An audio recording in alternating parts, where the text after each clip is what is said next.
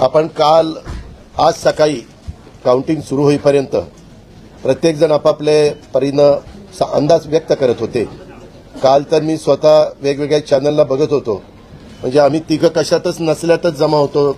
बाकीच्यांच्या गाड्या फिरवणं, ड्रायव्हिंग करणं, इकडे जाणं तिकडे जाणं इतकं काही सुरू होतं की आम्ही पहिल्यांदा 1:45च्या पुढे जाऊ आम्हाला वाटत होतं। कालचं सगळं बघितल्यानंतर आम्हाला वाटायला लागलं की आपण कुठेतरी खाली जातोय का काय। परंतु महाराष्ट्रातल्या जनतेने विकासाकडे बघून महायुतीला प्रचंड अशा प्रकारचं जे यश प्राप्त करून दिलंय त्याबद्दल महाराष्ट्रातल्या तमाम जनतेचं महायुतीच्या वतीनं व्यक्तिशः माझ्या वतीनं मी त्यांना मनापासून धन्यवाद देतो, मनापासून आभार मानतो।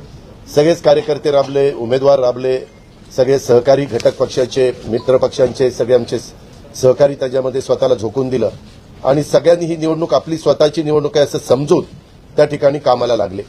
आमच्या ज्या योजना होत्या योजनांच्याबद्दल बरंच थोडीशी चेष्टा मस्करी करण्यात आली, आम्हाला त्याच्यामध्ये दोष देण्यात आला, आमची थोडंसं टीका टिप्पणी करण्यात आली की राज्य कंगाल केलं, अमुक झालं तमुक झालं। परंतु नंतर त्यांचे जाहीरनामे बाहेर आल्यानंतर आम्हाला ते दिसलं की हे काय चाललेलं आहे, कसं चाललेलं आहे, कुठलाही हिशोब न ठेवता अशा प्रकारचे जाहीरनामे बाहेर आले आणि आपण सगळ्यांनी त्या ठिकाणी पाहिलं। आम्ही मुळात काय केलं, लोकसभेच्या निवडणुकीच्या निमित्तानं आम्हाला मोठं अपयश आलं, म्हणजे महाराष्ट्रामध्ये आम्हाला तिघांनाही वाटलं नव्हतं की बाबा अशा प्रकारचं आपल्याला अपयश मिळेल, परंतु ते मिळालं, आम्ही ते मान्य केलं। त्याच्यातून आम्ही पुन्हा सावरण्याचा प्रयत्न केला।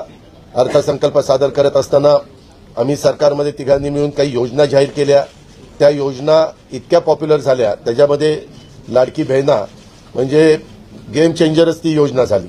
अंडरकरंट असा का बहिणींनी दाखवला की मी सगळे उताने पडले, सगळे आडवे झाले। एक माझं स्वतःचं स्पष्ट मत आहे, प्रत्येकाची वेगवेगळी मतं असू शकतात आणि उलट आमच्यावर आता जबाबदारी वाढलेली, कारण एवढ्या प्रचंड बहुमताने, म्हणजे मी तर जसा राजकारणात आलोय तसं 222 आणि 225 महायुतीला किंवा कुठल्याही आघाडीला महाराष्ट्रामध्ये तरी कधी असं यश मिळालेलं माझ्या तरी पाहण्यात नाही, माझ्या तरी ऐकवत नाही। कदाचित पूर्वीचा काळ वेगळा काँग्रेसचा असेल, त्यावेळेस कधी झालं असलं तर माहिती नाही, परंतु बाकीचे विरोधक नगण्य होते त्यावेळेसची गोष्ट। परंतु अलीकडच्या काळामध्ये जसं आम्हाला समजतंय तसं तर एवढं प्रचंड यश हे पहिल्यांदाच मिळालेलं यशाने आम्ही हुरळून पण जाणार नाही आणि आम्ही अतिशय जमिनीवर पाय ठेवून आता म्हणजे जसे जसे ते आकडे आम्हाला दिसत होते तसे तसे तसे फायनान्सच्या गोष्टी माझ्या डोळ्यासमोर येत होत्या। मी देवेंद्रजींना पण फोन केला तेव्हा म्हटलं देवेंद्रजी खूप काही काम करावं लागेल, एकनाथरावजींना पण तसं सांगितलं की फार आर्थिक शिस्त आपल्याला त्याच्यामध्ये आणावी लागेल आणि आम्ही आणू, त्याच्यात आम्हाला हे नवीन नाहीये, आम्ही सगळे अनुभवी माणसं, आम्हाला त्याच्यामध्ये कुठली काही अडचण नाही आणि शिवाय आमच्या पाठीशी केंद्र सरकार आहे, तो आम्हाला खूप मोठा एक आधार आहे, एक आमच्या पाठीशी एक मोठा भक्कम अशा प्रकारचा भरोसा आहे आणि त्याच्यामुळं या सगळ्या ज्या काही गोष्टी झालेल्या आहेत, आता विरोधक टीका करतात की बाबा बॅलेट पेपरनी घ्यायला पाहिजे होतं, मग बॅलेट पेपरनी लोकसभेला पण घ्यायला पाहिजे होतं, लोकसभेचा निकाल लागला की तो बरोबर आणि इथला निकाल लागला की मग बॅलेट पेपर यायला पाहिजे, मग मशीन काही ईव्हीएम बरोबर नाही, असं नाही चालत। आता झारखंड पण आमच्या हातनं गेलंच ना, आम्ही कुठं काय म्हणतो, ठीक आहे त्या जनतेने कौल दिलेला आहे, तशा पद्धतीनं महाराष्ट्रातल्या विशेषतः महाराष्ट्रामध्ये बऱ्याचदा आपले जे 6 रिजन आहेत ना, मराठवाडा, विदर्भ, पश्चिम महाराष्ट्र, कोकण, मुंबई, अशा सगळ्या वेगवेगळ्या रिजनमध्ये, नाशिक, सगळीकडेच तुम्ही बघितलं तर सगळीकडे महायुती जोरात चालली।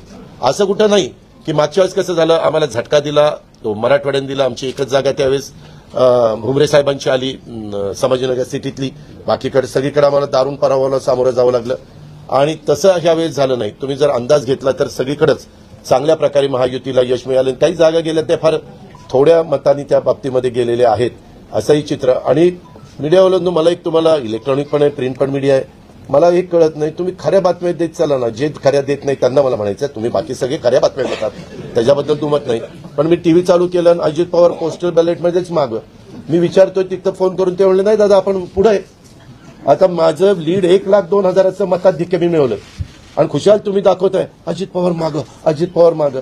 मग काही जण म्हणलं का रे असे दाखवतायत, टीआरपी त्याच्याशिवाय वाढत नाही, अरे तुमच्या टीआरपीला आम्हाला का मातीत घालताय, आमची का बदनामी करताय।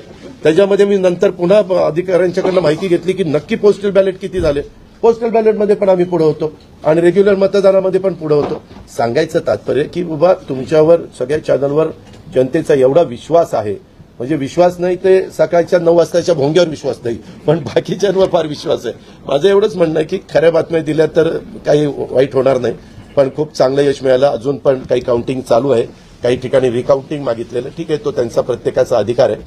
पण खरोखरीच सगळ्याच राज्यातली जबाबदारी महायुतीवर वाढलेली आहे आणि त्या उलट आम्हाला अधिक जास्त बारकाईनं इथून पुढे काम करावं लागणार आहे. कारण एवढं दैदिप्यमान यश या सगळ्यांनी मिळवून दिलेलं आहे आणि जनतेचे मानावे तेवढे आभार कमीच आहेत. म्हणजे काय आता त्यांच्याकरता, म्हणजे त्यांच्या ऋणातच आम्ही राहू इच्छितो आणि 5 वर्ष अक्षरशः अतिशय एकोप्याने ही युती शेवटपर्यंत कशा पद्धतीनं काम करेल आणि जनतेने टाकलेल्या विश्वासाला कुठल्याही परिस्थितीमध्ये तडा जाऊन दिला जाणार नाही. अतिशय चांगल्या पद्धतीनं राज्याच्या सर्वांगीण विकासाच्या करता जसं आम्ही विकास हा केंद्रबिंदू मानून पुढे गेलो तशाच पद्धतीचं काम इथून पुढच्या काळामध्ये देखील महायुतीच्या वतीनं त्या ठिकाणी चालेल अशा प्रकारची खात्री मी आपल्या पत्रकार मित्रांना पण देतो आणि आपल्या मार्फत महाराष्ट्रातल्या तमाम जनतेला देतो. पुन्हा एकदा मतदार बंधू भगिनींचं, सर्वांचं, मीडियाचं, इलेक्ट्रॉनिक प्रिंट, सर्वांचं मी मनापासून आभार मानतो, मनापासून धन्यवाद देतो. धन्यवाद. अरे मराठी मातृभाषा अभिजात भाषेचा दर्जा आत्ताच दिलाय ना, लगेच विसरायला लागला. नाही ते दिल्लीत बघितलं बोलतात. मी माझी भावना मगाशीच मांडली आहे की केवळ आता एवढंच सांगेन की महाराष्ट्राच्या जनतेसमोर आम्ही नतमस्तक आहोत. जनतेने ज्या प्रकारचा विजय दिलेला आहे, खऱ्या अर्थानं हा विजय एक प्रकारे आमची जबाबदारी वाढवणारा विजय आहे. देशाचे प्रधानमंत्री मोदीजींवर महाराष्ट्राने दाखवलेला विश्वास आहे आणि त्यामुळे आता आम्हाला खूप काम महाराष्ट्रामध्ये करावं लागेल याची आम्हाला जाणीव होते आहे. म्हणून पुन्हा एकदा महाराष्ट्रातल्या सगळ्या मतदारांच्या चरणी आम्ही नतमस्तक होतो आणि त्यांना आश्वस्त करतो की त्यांनी जो विश्वास दाखवला आहे त्या विश्वासाला आम्ही तडा जाऊ देणार नाही. सगळ्यांचे अतिशय मनापासून आभार. तर म्हणजे आजचा हा महाराष्ट्रातला ऐतिहासिक दिवस आहे आणि ऐतिहासिक विजय देखील आहे. आतापर्यंतच्या अनेक वर्षांच्या निवडणुका आपण पाहिल्या, परंतु ही निवडणूक लोकांच्या हातात घेतली अशा प्रकारची निवडणूक होती. म्हणजे लँडस्लायडिंग जो काही विक्ट्री आपण म्हणतो ऐतिहासिक, याला काय शब्द वापरायचे मला कळत नाही, परंतु लोकांनी मतांचा, प्रेमाचा वर्षाव महायुतीवर केला. कारण लाडकी बहीण असेल, लाडका भाऊ असेल, लाडका शेतकरी असेल, एकंदरीत सगळ्याच घटकातल्या लोकांनी यावेळेस महायुतीवर प्रेम दाखवलं आणि त्यामुळे मी सगळ्या मतदारांना मनापासून धन्यवाद देतो आणि त्यांना एवढ्या मोठ्या ऐतिहासिक विजयासाठी साष्टांग दंडवत घातला पाहिजे अशा प्रकारचं काम मतदारांनी केलेलं आहे. खरं म्हणजे गेल्या 2-2.25 वर्षामध्ये मी, देवेंद्रजी, अजितदादा, आम्ही जे काम केलं या राज्यामध्ये, की शिवसेना, भाजपा, राष्ट्रवादी, आरपी, आमचे आठवले साहेब इकडे आहेत आणि आमचे इतर घटक मित्रपक्ष, आणि जे निर्णय आम्ही घेतले ते निर्णय आतापर्यंतच्या इतिहासामध्ये न भूतो न भविष्यते असे होते. म्हणजे एकीकडे विकास केला आम्ही, डेव्हलपमेंट, म्हणजे जे 2.5 वर्षात महाविकास आघाडी सरकारने जी काही कामं बंद पाडली होती, स्पीड ब्रेकर टाकले होते, सगळी कामं थांबवली होती. तुमच्या काळातली जी कामं, जसं महाविकास आघाडीचं सरकार 2019ला आलं त्यानंतर ती सगळी कामं बंद पाडली, त्याला स्टे दिले आणि ते स्टे आम्ही सगळे काढले आणि कामं सुरू झाली. मग अटल सेतू झाला, समृद्धी झाला, आपला कोस्टल झाला आणि मेट्रो झाली, कारशेड झालं आणि मोदी साहेबांच्या शुभ हस्ते त्याचं आम्ही उद्घाटनही करू शकलो. ज्याचं भूमिपूजन मोदी साहेबांनी केलं त्याचं उद्घाटन करण्याचे भाग्य आम्हाला मिळालं आणि त्यामुळे कामाला आम्ही प्राथमिकता दिली, विकासाला आम्ही प्राधान्य दिलं आणि आम्ही त्यामध्ये एकच डोळ्यासमोर ठेवलं की या राज्याचा सर्वांगीण विकास. आणि राज्याचा सर्वांगीण विकास करत असताना सर्व घटकांना आम्ही समोर ठेवलं आणि पाहिलं की जे 2.5 वर्षामध्ये जी कामं त्यांनी थांबवलेली आणि 2.5 वर्ष त्यांनी जे सगळं बंद पाडलं होतं ते किती वेगाने आम्ही सुरू करू शकलो याचं समाधान आणि आनंद आम्हाला आहे. कारण त्याचे तुम्ही ते फळं पाहत आहे. सगळी लोकांना आपण मेट्रो दिली, समृद्धी दिलं, अटल सेतू दिला, कोस्टल दिलं, लोक तो वापरू लागले. आणि त्याचबरोबर दुसरीकडे कल्याणकारी योजना आम्ही केल्या. कल्याणकारी योजनेमध्ये लाडकी बहीण, मुख्यमंत्री लाडकी बहीण योजना, त्यानंतर मग लाडका भाऊ केला आम्ही, युवा प्रशिक्षण योजना केली, 3 गॅस सिलेंडर दिले, त्यानंतर युवा वयोश्री योजना केली, शेतकऱ्यांची आम्ही योजना केली, शेतकऱ्यांना वीज बिल माफ केलं, शेतकऱ्यांचं जे 7.5 HP 3, 5, 7.5 हां 3, 5, 7.5 आणि त्या पंपाचं वीज बिल माफ केलं. शेतकऱ्यांना आम्ही 2.5 वर्षामध्ये 2.25 वर्षामध्ये आतापर्यंतच्या इतिहासामध्ये जेवढा मोबदला दिला नव्हता 15,000 कोटी रुपये तो दिला. त्यांच्या योजनांसाठी 45,000 कोटी रुपये. म्हणजे एकंदरीत कल्याणकारी, मी डिटेलमध्ये जात नाही त्याच्यामध्ये, पण एकीकडे विकास आणि दुसरीकडे कल्याणकारी योजना याची आम्ही सांगड घालण्याचा प्रयत्न केला. आणि नेमकं यामध्ये आमचा उद्देश एवढाच होता की या राज्याला पुढे न्यायचं, या राज्याचा सर्वांगीण विकास करायचा, या राज्यातल्या प्रत्येक घटकाला काही ना काही राज्य सरकारच्या माध्यमातून आधार मिळाला पाहिजे. आणि मग आम्ही सर्वसामान्यांचं सरकार म्हणायचो. मग सर्वसामान्यांचं सरकार म्हणताना सर्वसामान्याला काय मिळालं याचा विचार आम्ही केला. आणि मला अभिमानाने या ठिकाणी सांगायचं आहे की मोदी साहेबांनी, केंद्र सरकारने देखील आमच्या पाठीमागे उभे राहिले ताकदीने, की जे आमचे प्रस्ताव जे आहेत ते त्यांनी मान्य केले. आणि मोठ्या प्रमाणावर गेल्या 10 वर्षामध्ये जे केंद्राने देखील या राज्याला 10 वर्ष तर जाऊ द्या, पण 2-2.5 वर्षामध्ये देखील आम्हाला लाखो कोटी रुपयांचं सहकार्य केलं. त्यामुळे एक डबल इंजिनचं सरकार देखील या राज्यामध्ये, वेगवान सरकार, गतिमान सरकार, निर्णय घ्यायला धडाधड निर्णय घेतले आम्ही. त्यामुळे 2.5 वर्षात सिंचन प्रकल्प 4 त्यांनी केले महाविकास आघाडीने, आम्ही होतो तिकडे. आणि आता आमच्या वेळेस सुप्रमा 124 सुप्रमा दिल्या.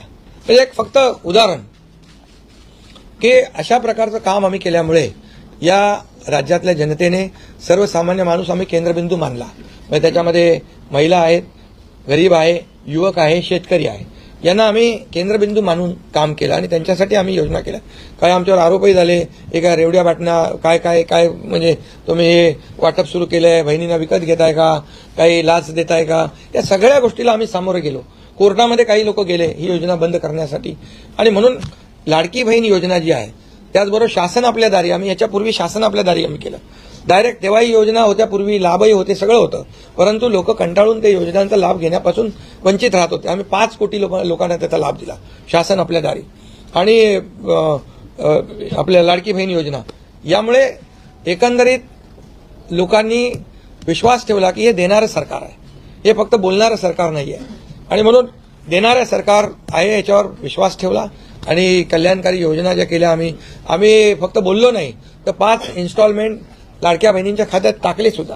आणि आम्हाला माहित होतं हे विरोधक सावत्र भाऊ आमच्या या नोव्हेंबरच्या पैशामध्ये अडकाटी आणतील, म्हणून आम्ही ऑक्टोबरमध्येच आचारसंहिता लागायच्या अगोदर नोव्हेंबरचे पण पैसे दिले. कारण शेवटी आम्ही देण्याची नियत आमची आहे, नियत साफ आहे. कारण आम्ही फक्त कागदावर योजना ठेवायच्यासाठी केलं नाही. आणि त्यामुळे एकंदरीत या राज्यामध्ये सर्वसामान्यांचं सरकार सर्वसामान्यांसाठी काहीतरी करतंय ही भावना प्रत्येकाच्या मनामध्ये निर्माण झाली. आणि आम्ही म्हणालो कॉमन मॅन. आता कॉमन मॅनने आम्ही ठरवलंय की त्यांच्या जीवनामध्ये काही बदल घडवून, चांगले दिवस आणून त्याला सुपरमॅन करायचं. पण त्यांनी आम्हाला या निवडणुकीत सुपरमॅनसारखं काम करून दाखवलं. आणि एवढं भरभरून त्यांनी आशीर्वाद दिले की लोकांनी एवढंच आहे की यामध्ये बऱ्याचशा गोष्टी स्पष्ट झाल्या.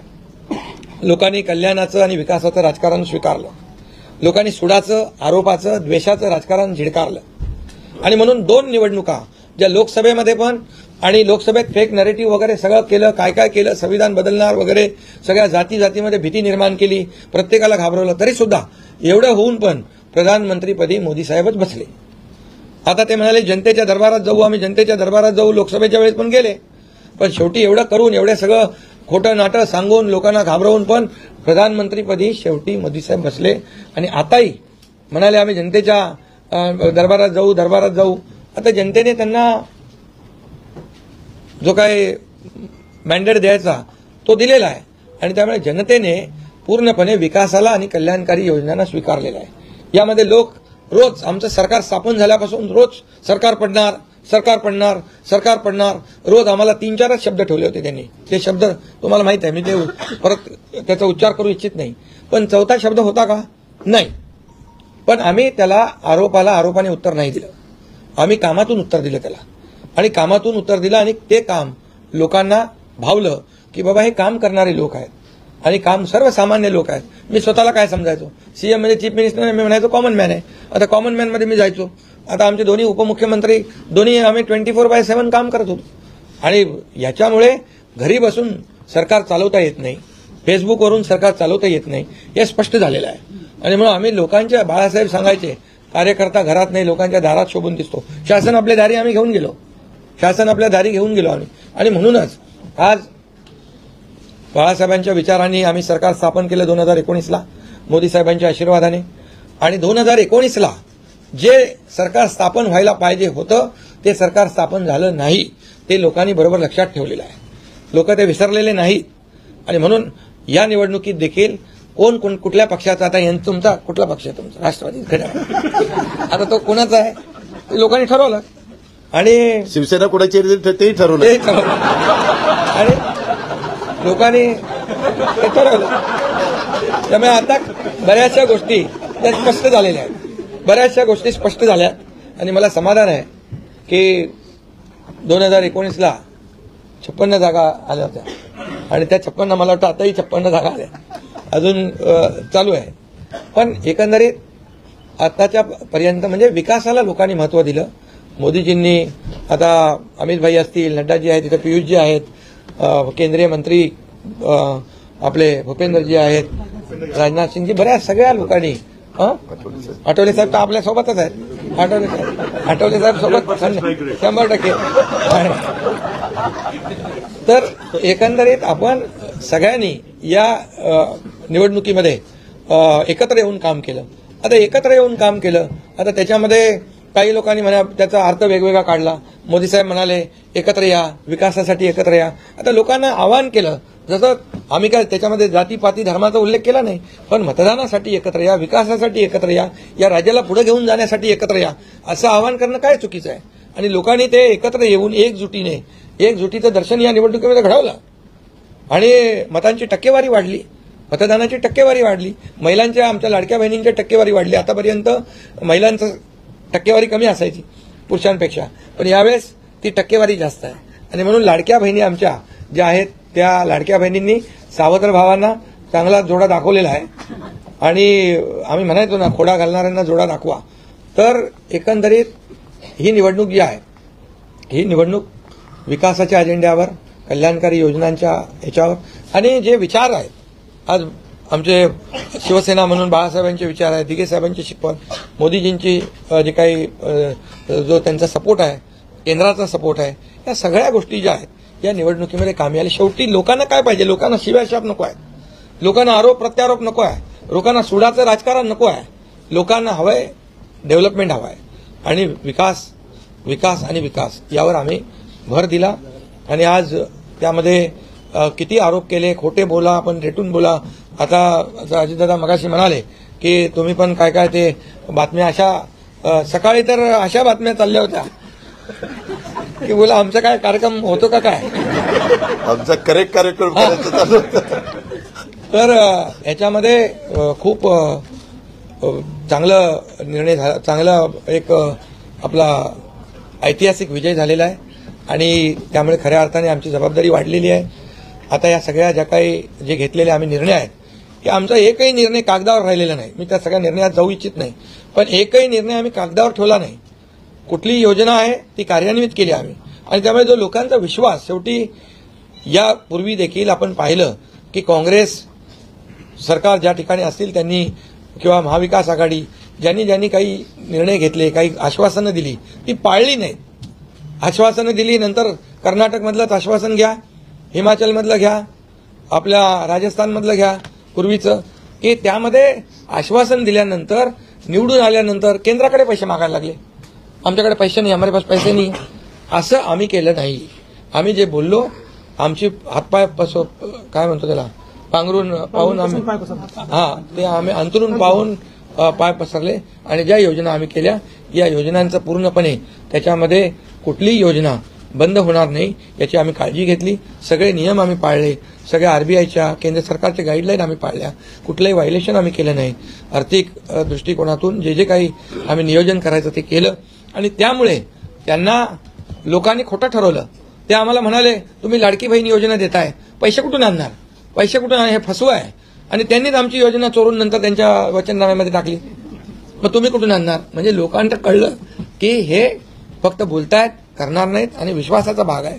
आम्ही 2-2.5 वर्षामध्ये जे करून केलं ते लोकांसमोर आहे. आम्ही कुठल्याही काही याच्यामध्ये लपवाछपवी केली नाही. जे आहे ते स्पष्टपणे आम्ही मांडलं लोकांच्या समोर.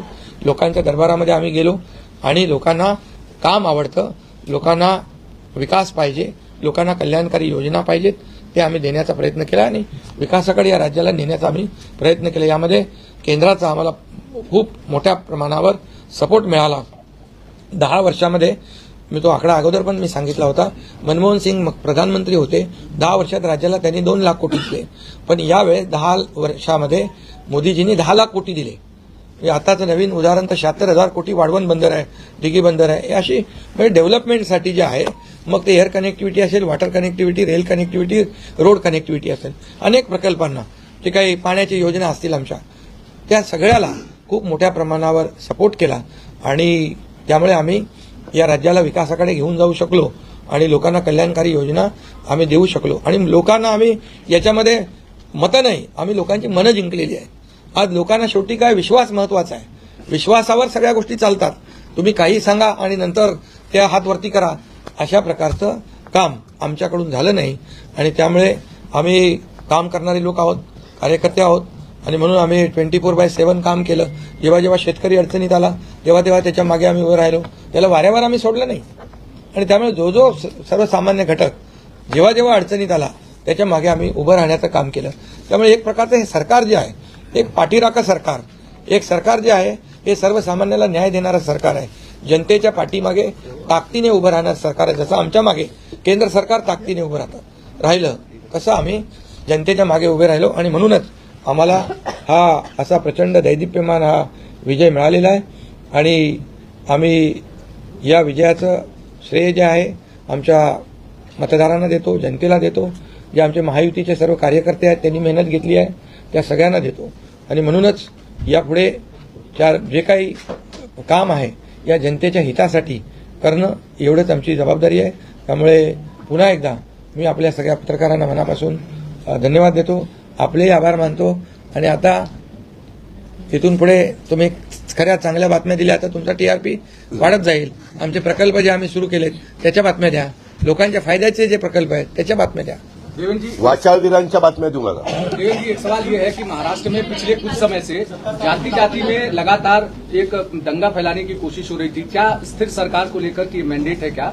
दूसरा, वोट जिहाद शब्द आपने इस्तेमाल किया था, इस बार भी ऐसी कोशिश कई जगहों पर हुई थी, उसको कैसा जवाब? मुझे ऐसा लगता है कि प्रधानमंत्री जी ने एक जो नारा दिया था, एक है तो सेफ है, सब समाज को साथ में लाने वाली जो बात प्रधानमंत्री जी ने कही थी, महाराष्ट्र के लोगों ने उसको रिस्पॉन्ड किया है. और महाराष्ट्र के सभी समाजों ने एक साथ मिलकर एक बड़ा मैंडेट हमको दिया है. मुझे लगता है कि आज निश्चित रूप से जो लोग तुष्टीकरण की राजनीति करना चाहते थे, जो डिविजिव पॉलिटिक्स करना चाहते थे, उनको करारा जवाब जनता ने ही दिया है और प्रधानमंत्री जी की बात को लोगों ने यहाँ पर एक्सेप्ट किया.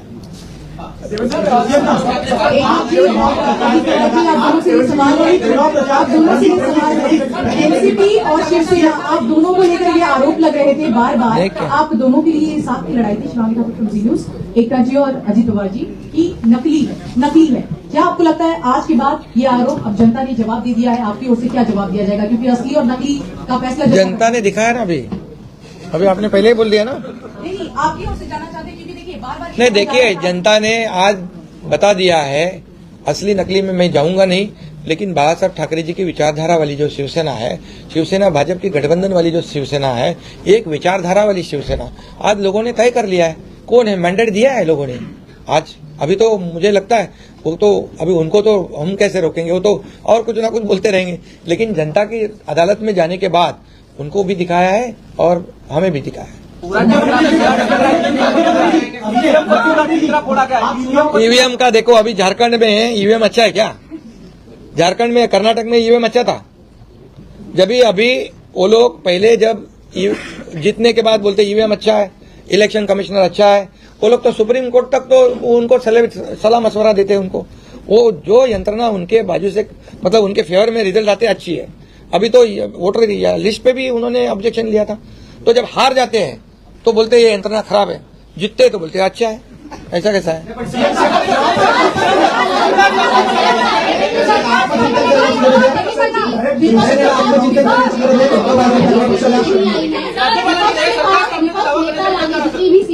तो ये तो देखिए, यही तो मैं बता रहा हूं कि जनता ने पूरी तरह, मैंने पहले भी कहा था कि पूरी तरह थंपिंग मेजोरिटी मिलेगी। ये पूरा लैंडस्लाइड विक्ट्री है ये पूरी तरह। अभी ये जनता ने भरपूर दिया है। अभी उनको उनकी जगह दिखाइए।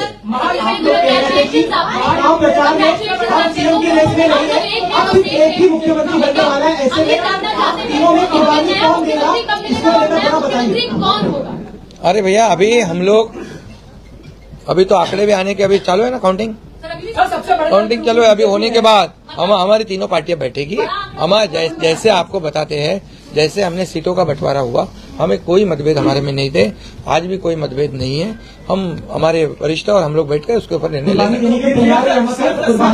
बचे हैं नई सरकार को लेकर के, तो क्या कब तक दावा पेश करेंगे गवर्नर के पास? अरे हमें करो ना, दावा पेश करेंगे गवर्नर के पास, क्योंकि अब 26 तारीख जो है वो डेट पिछली बार हुआ था, 5 साल पूरा होगा। समय पे सब बराबर होगा। पहले तो तीनों पार्टियां अपना अपना नेता चुनती है। अभी रिजल्ट ही आने का है। रिजल्ट आने के बाद सारे एमएलए को बुलाना पड़ता है, अपनी अपनी पार्टी का नेता चुनते हैं। उसके बाद ये प्रक्रिया होती है। आप बिल्कुल चिंता मत करिए, तीनों पार्टियां साथ में बैठकर और अठौली जी का भी मशवरा हम लेंगे और इसका निर्णय करेंगे।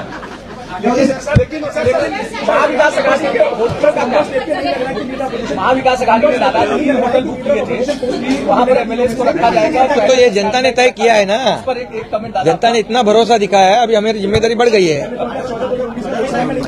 हाँ, तो फिर वही तो पब्लिक जनता ने दिखा दिया है। जनता ने पूरा विश्वास दिखाया, तो हम पूरे विश्वास के साथ अभी काम करेंगे। सीएम साहब 3 होटल महाविकास अघाड़ी ने बुक किए थे, कल से 3 होटल महाविकास अघाड़ी ने बुक किए थे और कल रात में 3 बार मीटिंग हुई थी यहाँ पर। हमने एक भी मीटिंग नहीं करी थी, हम लोग शांत बैठे थे। हमने मीटिंग भी नहीं करी थी और होटल भी बुक नहीं किया था, क्योंकि हमें मालूम था थंपिंग मेजोरिटी मिलने वाली है, इसलिए और उनके आवश्यकता पड़े तो उनका होटल हम मांग लेंगे, उनकी बुकिंग हम ले लेंगे। नाही, बरेचसे झालेत ना काँग्रेसचे मोठे, बाळासाहेब थोरात आणि काय काय पृथ्वीराज चव्हाण, बहुत से लोगों का हुआ।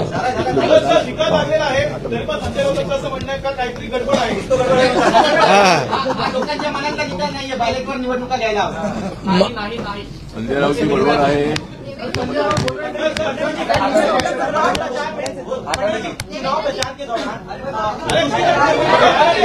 अरे भैया छोड़े।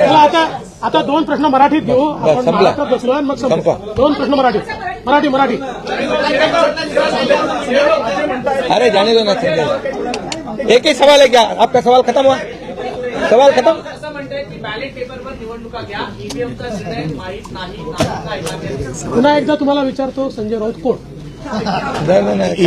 ईव्हीएमचा निर्णय मान्य आहे।